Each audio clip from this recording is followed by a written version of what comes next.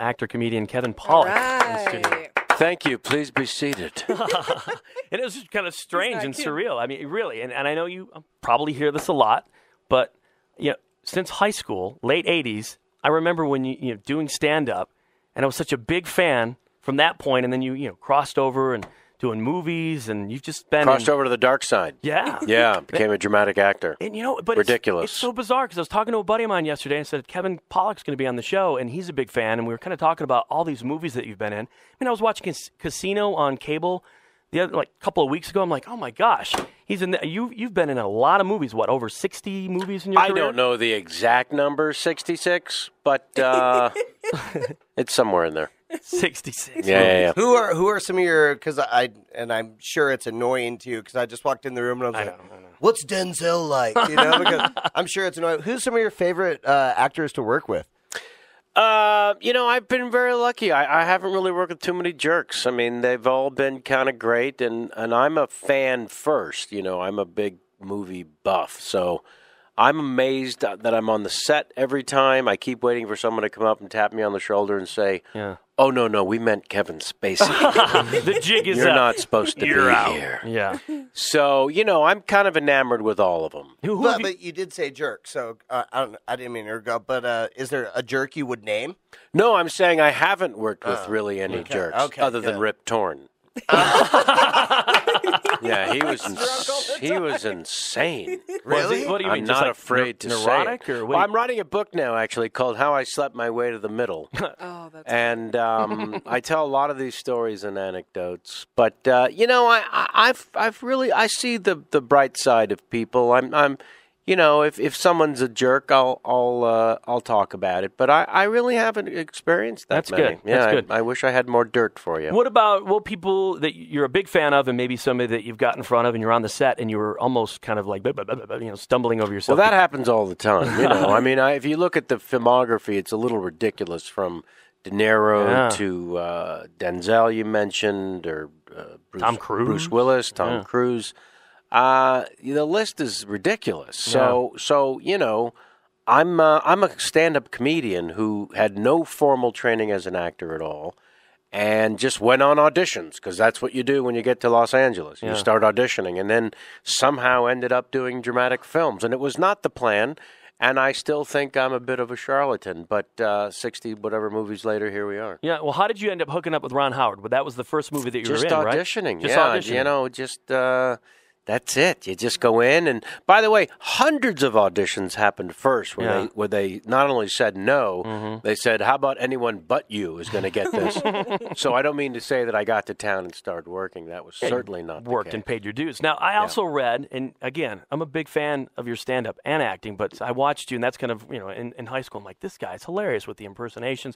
Did you really start doing stand-up at 10? I mean, were you just doing like family barbecues, or did you actually have a gig at 10 years old doing stand-up? I certainly did not have a paying gig, no. But, but over the years, they ask, how old were you when you first performed in front of people? Yeah. And that's where this legend was born of me starting stand-up at 10. Do you remember was it at a family gathering? Or sure. Yeah. Do you remember some of your early bits at 10? Well, I was just lip-syncing Bill Cosby's first album, specifically the Noah and the Ark routine. Okay. And that was my act, just lip-syncing his album. And that was, I learned timing from a master without realizing that's what was happening. To me, I was just playing a game. I love that. The lip-syncing thing was just a fun game to pass the time in the afternoon. Back when the stereo hi-fi was a piece of furniture instead of a nano in the palm of your hand, I would listen to the comedy albums as a kid. That's and cool. Was mesmerized by these funny stories and these people. Did you ever get a chance to tell that to Bill Cosby? Or you meet him and tell him that, or no? He's one of the few heroes of mine I've actually not met. Word has gotten to him and has gotten back to me, and he's, allegedly honored by this thing I did, lip-syncing his act. He's a consummate pro, and I have great admiration for him. What about some other comedians? Because I'm a big fan of Steve Martin, and I was actually checking out your blog, and you had mentioned how Steve called you for this tribute thing for Lenny Bruce. Are you friends with Steve, and how did that come about? Friendly. I don't like to claim ownership of any friendship that You know, I mean, the thing about movies and this stuff is you meet these people, you work with them for 2-3 months. It's professional. You spend 14 hours a day, more time with them and the crew than your own family. So you're, in a sense, sharing a foxhole in a war, in a sense, and so you always have a bond that lasts a lifetime, but you don't leave the job and stay great friends. It just doesn't work that way. Thank you for being honest. Well, I can't stand that because we always talk about the BS, like Hollywood friendships, like, oh, I'm friends with, I saw David Beckham and Oprah at lunch. Yeah. That is so cool. Yeah, that lunch was probably arranged by 17 people. It's true. And then off to TMZ it went. When I run into these people that I've worked with, they're always friendly, and it's like we have this memory of this foxhole we shared and the battles on a daily basis, and great memories and stories, and that's a lot of what the act is, by the way, now, my stand-up act. I started doing impersonations only, and over the years I've ended up working with a lot of these people that I've been mocking. William Shatner, I'm sorry. For example, that was the one that I remember when I saw you. I was probably 17. I'm like, this guy is high hilarious. School. We should keep saying high school. I know. You were in high school. I know. You hate when people do that to you. I don't like it. And I do. I always gripe about it on the air. People that we meet, because we've been on the air for 14 years here, and we'll meet listeners and be like, I was in 7th grade when I started listening to you. Yeah. And they're standing there at like 22 with a kid on their hip like this. Sure. I'm like, thanks. So I'm sorry about the backhanded compliment. Yeah, nice work. I know. Nice Because I know what work. it feels like. I know exactly what it feels like. But no, I've been a fan since then. And the impressions are so dead on. And I remember that William Shatner was one of my favorites. Yeah, and so after mocking him for many years, I finally met him, and there's a big hunk of my act talking about working with him on this book that he wrote, where he wanted me actually to come to his office and work on one chapter. He wrote a book about Trekkies called Get a Life. I remember that. Yeah. And in the book, I'm in one chapter where I teach the reader how to do step-by-step, in his words, the consummate Captain Kirk impersonation. So, as an idiot who does voices, this is as great as it gets, So I tell the story of the encounter and meeting him and having to mock him to his face and how surreal that was. And he thought it was funny. It's funny, Kevin, yes. So, yeah, very strange and weird. And Christopher Walken, same sort of thing, meeting these people. Always weird. And, if folks have a chance to come out to the Wise Guys, I wish we had some website or phone number we could give them to get tickets. Well, we can give WiseGuysComedy.com. WiseGuysComedy.com. Yeah, so that's where you can get the shows tickets. tonight and 2 tomorrow, and 7 and 9. Yep. So much longer versions of these stories. You can't on leave stage. without doing Walken. Please. Well, have you ever interviewed him before? No, we haven't. Okay, well, here's your chance. But I would like you to please keep in mind, you can ask him anything. Okay. And please do. All right. But you must keep this in mind. Okay.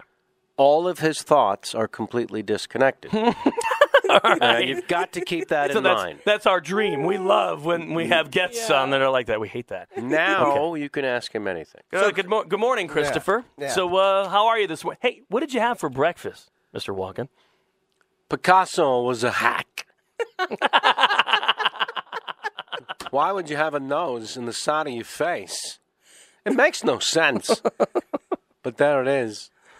It's crazy. Where are you calling from this morning, Mr. Walken? Frankenstein never scared me. Too slow. My favorite video. Marsupials do. Yes. Because they're fast. And they dart. That's unbelievable. That is great. That's great. Unbelievable, Christopher man. Walken. Oh, Thank that's you. hilarious. So I tell long stories of how I scare the neighbor kids every year on Halloween. I answer the door on Halloween night as Christopher Walken. That is frightening. Yeah. Hi. Trick or Trick or treat. treat. It's a good question. Quite the conundrum, little dudes. You know what's creepy about him is that he genuinely is like a serious dance enthusiast. Well, yeah, he started as on Broadway. as a Yeah. That's what I was chorus just saying. dancer. Fat Boy Slim video. Remember the Fat Boy Slim video? Where I he's like certainly dancing? do. That's Yeah. right. Yeah. So anyway, we're big fans. We know you're pressed for time. What are you working on as far as, because I guess you do, 3 movies a year? That's what I heard? Yeah. On average? I've got 4 that I've completed that are on the tarmac, as they say, to come out this year. Wow. The next one, I guess, is this Rob Reiner movie with Morgan Freeman and Virginia Madsen. Although I think they're changing the title, so maybe it doesn't. You always hear about these movies right before they come out. You know the drill. And a comedy I did, and a family movie called Saving Santa, what I'm very excited about for next Christmas. Okay. So yeah, I haven't quit my day job, and also I've started doing almost 3 years now this live streaming video internet talk show every Sunday afternoon called Kevin Pollak's Chat Show, and if you go to either iTunes or Hulu.com, you'll see the library of almost 140 interviews, and I average about 2 hours with each guest, from John Landis to John Hamm. On the phone, Paul in person, Rudd. No, or both? it's streaming video. It's me sitting across from them on a desk. Wow. And, That's neat. yeah. How do you like doing that? I love that. I've always been a huge reader of autobiographies. I've always been fascinated with people's journeys. How did you get from there to here? Oh, Yeah. And on talk shows, you never really get to know these people. That's true, yeah. And as a guest on talk shows over the years, I've probably done 70, 75 appearances dating back to Carson and all of them. And, you get 6 minutes, basically. Yeah. And you're out there to be funny. You're not out there to tell any part of your journey, really. And so, based on my fascination with autobiographies and having met enough people over the years, I thought I would start doing this. And now it's been, like I said, we stream live almost every Sunday. That's if you great. dial in Kevin Pollak's chatshow.com, We've got your website. Watch us live and go to the Linked website. up, yeah, and it's linked up to our website at Great, thank you. 971zhc.com. Who was one of your favorites? Just real quick, like it stands out. Recently had on Ivan Reitman. I was a big fan of the Ghostbusters movies, and he was very fascinating. And John Landis, I mentioned, was great. And James L. Brooks, guy behind The Simpsons, and, of course, great movies like Terms of Endearment. But also funny people like Jim Gaffigan. And I like Jim Gaffigan. You love him. Yeah. Hot Pockets guy. Right. Dana Carvey, a lot of great acts. John Hamm was pretty fascinating. Paul Rudd was a great interview.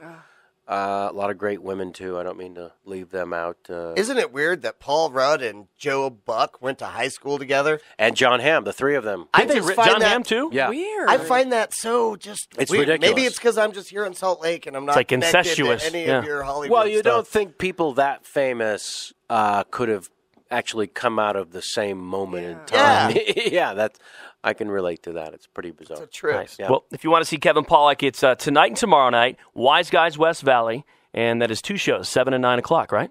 Yeah, I would get tickets now. Get tickets. Yeah, there's about 19 left. WiseGuysComedy.com, right? All right, thanks, John. So, Kevin, pleasure to meet you. And come up after the show and take a photo and say hello. I'm more than thrilled to meet whoever comes to the show. We'd like to take some photos, too, if you don't mind. That's not going to happen. Okay, cool. All right.